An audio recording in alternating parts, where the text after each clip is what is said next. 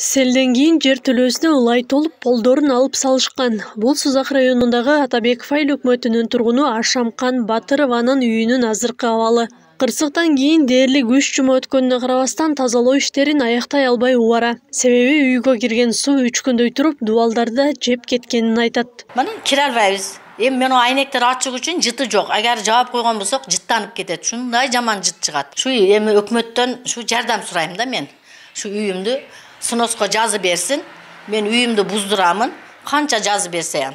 Эми ошолорду берген пулуга ылайык тике кыламын. Калганынан шу балама күч кубат берсин деп өзүм шонтуп ойлоп отурам азырчы. Батыровага окшоп селден бул айылдын көпчүлүк тургундары жабыркаган. Алардын бири Таттыбек Батырбековда дагы ушул эле көйгөй. Бирок учурда көп бөлөлүү үй-бүлө жардамга муктаж болуп турат. Анткени турак жайынын сырткары мал сарайлары дагы көчүп начар абалга кептелиптир. Бул үй-бүлөлөр сөөрүдө жашап күн кечирүүгө аргасыз. Значит, дуал ташып атат, ийилип атат. Күч келип калган. Эми өлчө жашай албайт алабыз. Кечеги жамгырларда 7-8 балабыз сөлдү жаттабыз.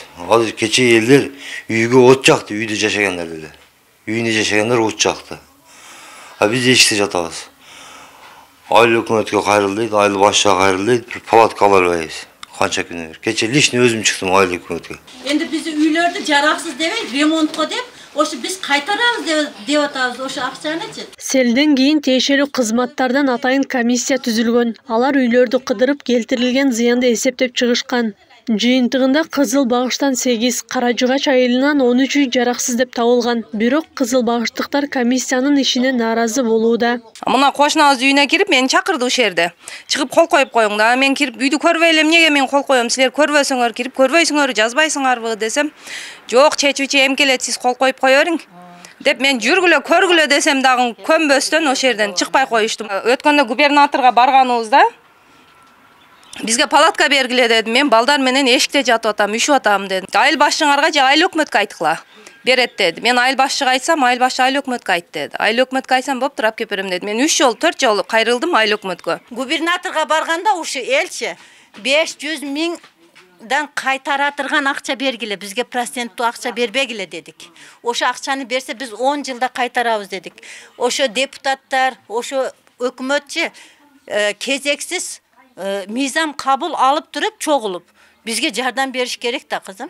Тургундар кырсыктан кийин айыл өкмөт кабар албаганын, гуманитардык жардам берилбегенин айтып чыгышты. Алар акимге, облус башчысына чейин кайрылышканын билдиришти. Эми ошол жерде 8 неме келди, Баткенден келди, шундай помощь келди деди, көрпө төшөк келди дедим, бирок көрпө төшөгүнү көрбөдүм, бербеди. Бирок акчалай жардам берип кетти 8 немеге.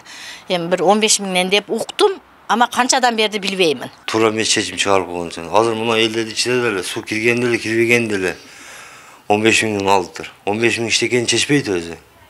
Но просто адамдар мелди көп күтүп турат экен эми. Наразы болуш үчүн.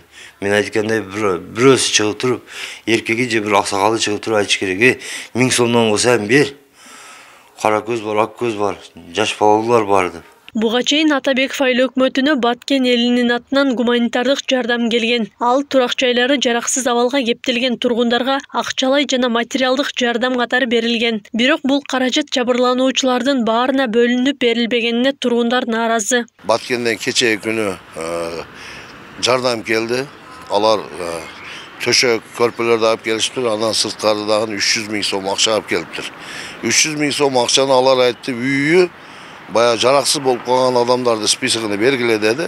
Анан биз тактап Кызыл багыштан 8 үй бүлөнү бердик, анан Каражыгачтан 13 үй бүлөнү бердик.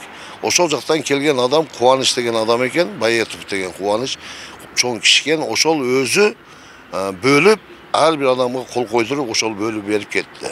Бул жерде айыл өкмөт же айыл башчы чечпейт экенбиз, ал өзү комиссиянын негизинде чечилген.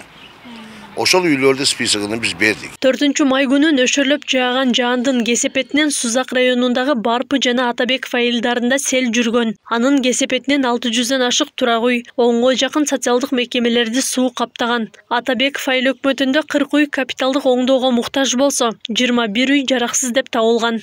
Акылай Карабаева, Замирбек Тойчубаев, Регион.